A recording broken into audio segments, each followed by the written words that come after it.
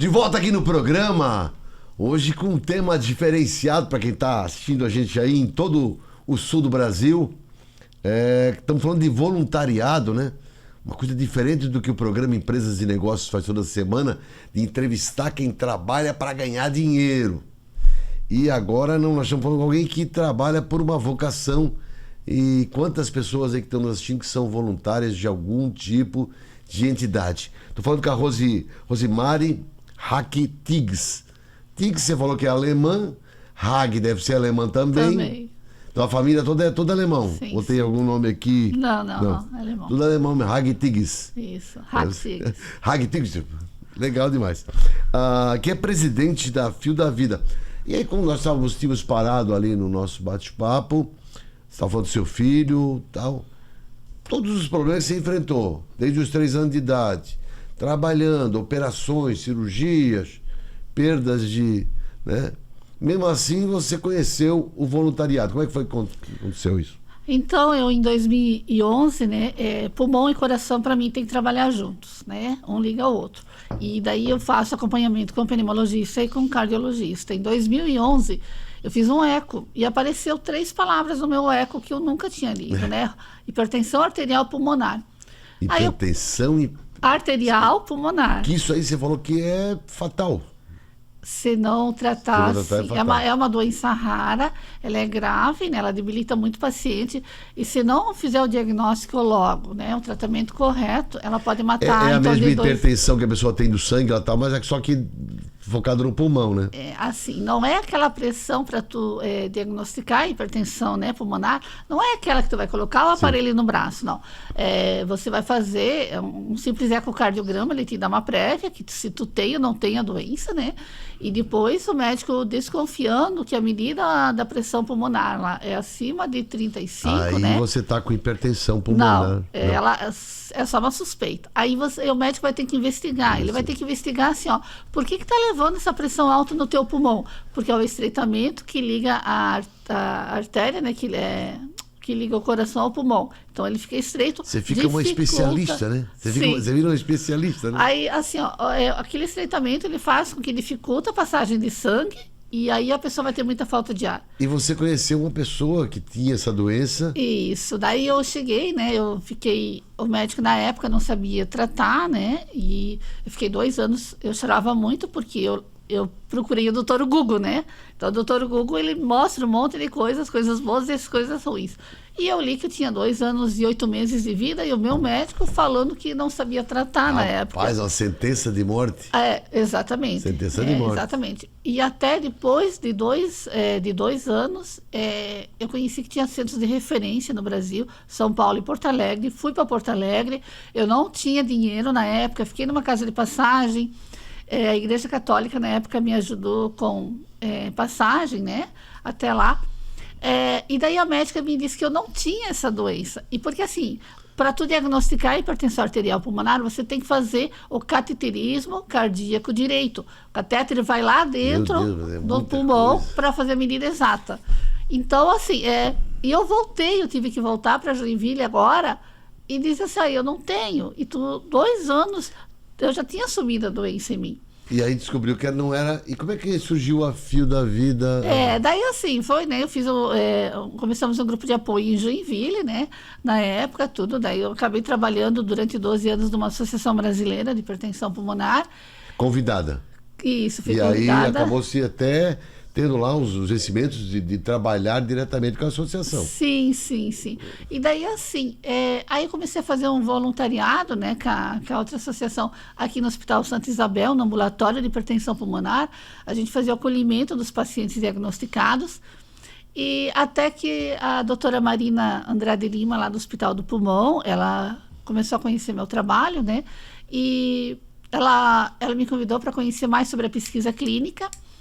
E um dia, chegou no consultório dela uma paciente de Jaraguá, por coincidência, ela tinha bronquiectasias igual a eu, e ela tinha asma grave. Ela era uma pessoa nova, né? Ela tem 2 filhos adolescentes. Ela é mais nova que eu. Só que ela só tem um pulmão. Ela tem um pulmão só. E ela falou para a doutora assim que ela se sentia inútil, porque ela tinha uma doença pulmonar, ela não conseguia trabalhar e o que ela gostava de fazer era o crochê, o artesanato que ela aprendeu Uma quando artesã. criança, lá no orfanato, né? Ela cresceu no orfanato lá em Rio do Sul. Isso chamou a atenção da doutora Marina. E como a doutora Marina já me conhecia, aí ela me chamou, ela disse, Rose, tu não quer coordenar um trabalho com pacientes artesãos, pacientes com doenças pulmonares? E eu, na época, como é que eu vou fazer isso, né? Aí eu fui em feiras, em Joinville, aí eu não comecei a olhar os produtos em cima da mesa, eu comecei a olhar porque eu queria levar as meninas, as pacientes, para fazer feiras. Então eu comecei a ver que no pé da barraca tinha uma pedra amarrada, porque senão o vento ia levar a barraca. Então a gente olha outros detalhes que a gente não está acostumado. E a primeira feira artesanal com os pacientes, a gente fez a frente do Hospital do Pulmão, né? Como é que surgiu o nome Fio da Vida? Quando a gente fez a arte, até foi uma menina lá, uma aluna lá da Univille, a gente foi conversando sobre nomes, Fio da Vida. Cada fio tem uma história de vida.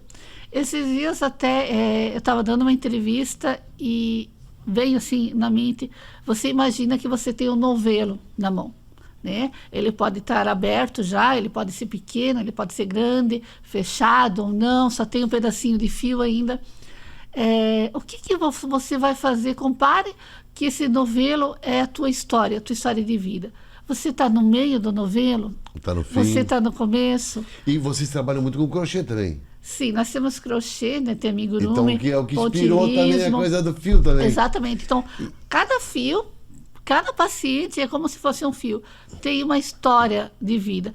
E assim, ó, nós temos pacientes fibrose pulmonar, com bronquiectasias, com asma, a DPOC, né? Doença pulmonar obstrutiva crônica, sequela pós-Covid.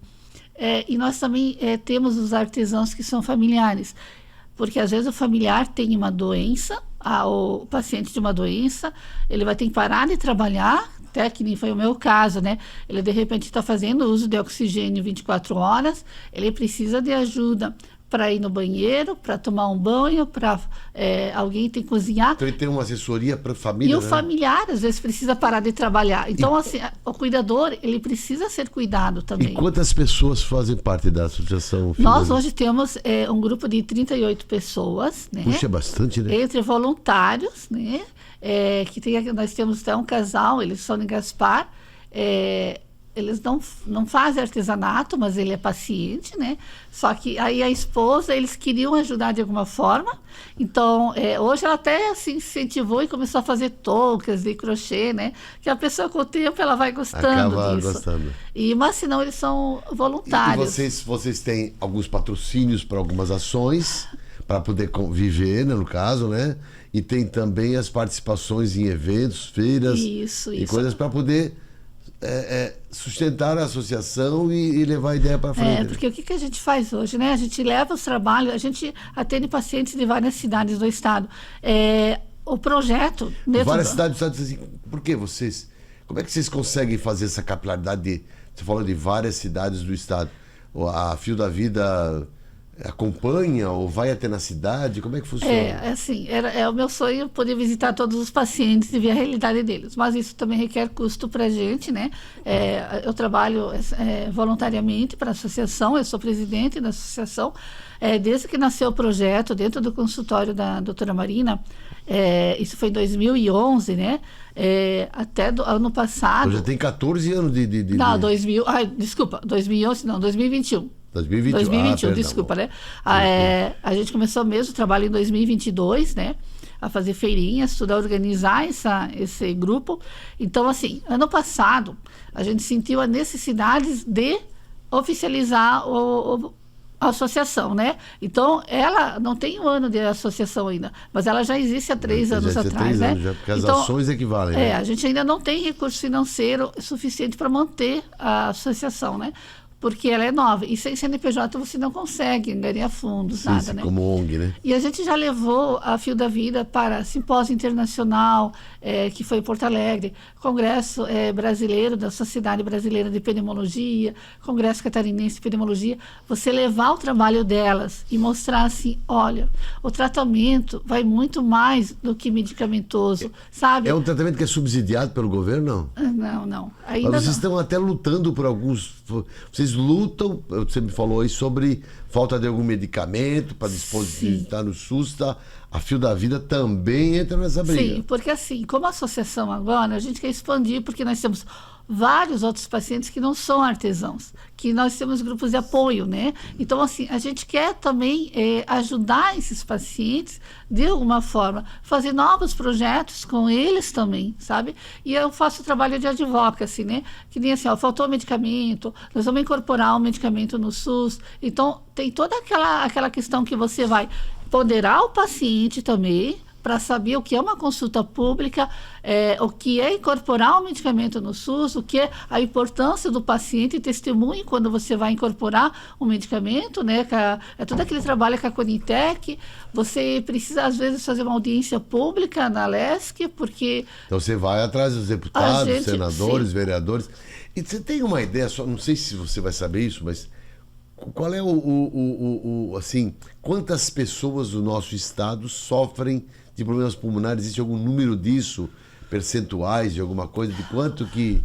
eu não que hoje a gente vê na saberia. televisão, hoje, doença pulmonar, estão falando muito agora das síndromes pulmonares do inverno. Sim, sim. Falam muito disso, aí as UTIs estão cheias, mas não se tem números assim não, né? Não, mas é muita gente. São muita gente, sim, né? Eu acho que a pandemia, a Covid, ela potencializou isso, né? Então, hoje se dá mais atenção, acho que até mais para as doenças pulmonares, né?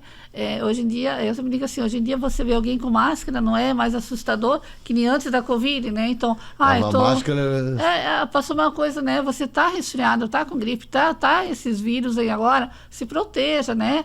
Proteja você e a pessoa que está do teu lado também, sabe? Então, use uma máscara. Isso é muito importante. Show de bola. E assim, a Fio da Vida vai buscando recursos, patrocínios, sim, participação em feiras para poder mudar um pouco a vida das pessoas, para poder apoiar vinda de medicamentos, junto ao Serviço Saúde Federal, para estar lá no SUS, disponíveis. É uma luta grande, né? Sim, porque assim, ó, quando a gente leva na feira os trabalhos delas, né? Elas ficam com o dinheiro arrecadado, elas acabam, de uma forma para ajudar a associação também, vendeu lá os produtos, 10% elas dão para Fio da Vida, né? Porque tem o custo, porque as pessoas, nem todo paciente consegue ir numa feira. Então tem o custo, às vezes, da alimentação. Ajuda também no custo de quem está lá, né? De quem está lá, né? Representando.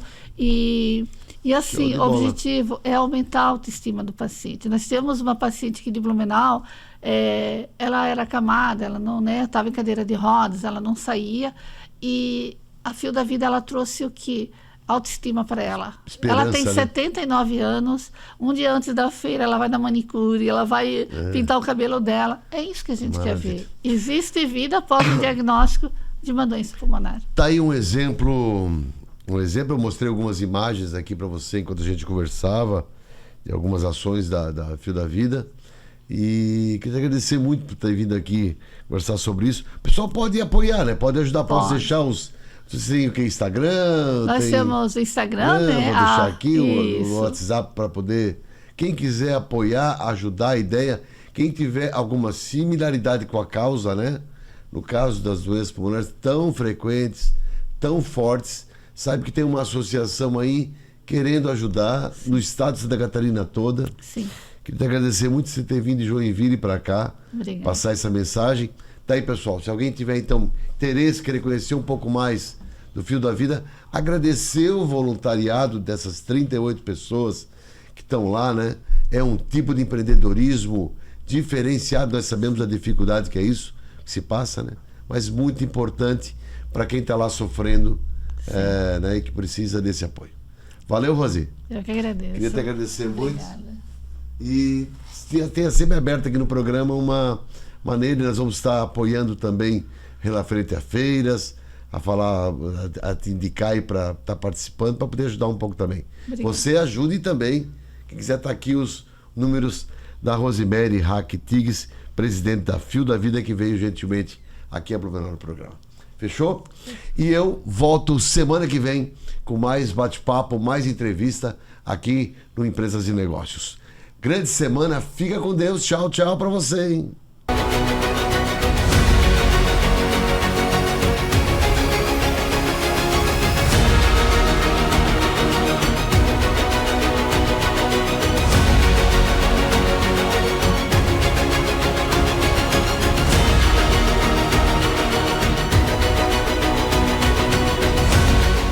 Patrocínio Vale Auto Shopping. Quem quer trocar de carro, passa aqui.